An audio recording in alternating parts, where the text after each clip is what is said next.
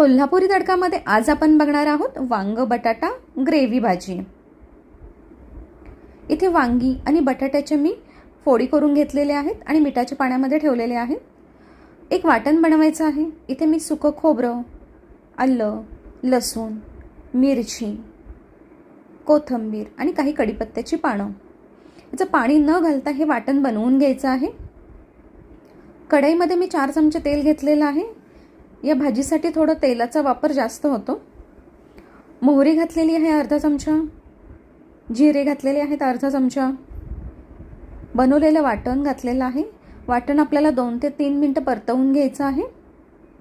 पुन्हा याच्यामध्ये हिंग घातलेला आहे मी अर्धा चमचा, लाल मिरची पावडर 1 चमचा, कांदा लसूण मसाला 1 चमचा, हळद, धनेपूड, हे थोडंसं मी याच्यामध्ये गरम पाणी घातलेलं आहे आणि हा मसाला परतवून घेतला। त्याच्यामध्ये आपल्याला आधी बटाटा घालायचा आहे, कारण बटाटा शिजायला वेळ लागतो, म्हणून आधी बटाटा आपल्याला 2 ते 3 मिनिटं वाफेवरती शिजवून घ्यायचा आहे।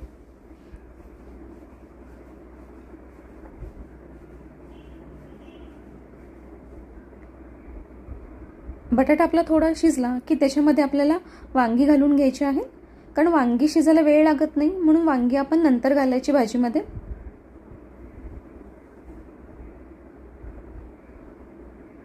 इथे मी अर्धा ग्लास गरम पाणी घातलेलं आहे।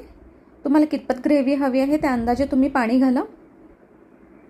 हे सर्व मिक्स करून चवीपुरतं मीठ घालायचं आणि वरून गरम मसाला अर्धा चमचा घालायचा आणि झाकण ठेवून वांगी आणि बटाटे शिजेपर्यंत शिजवून घ्यायचं।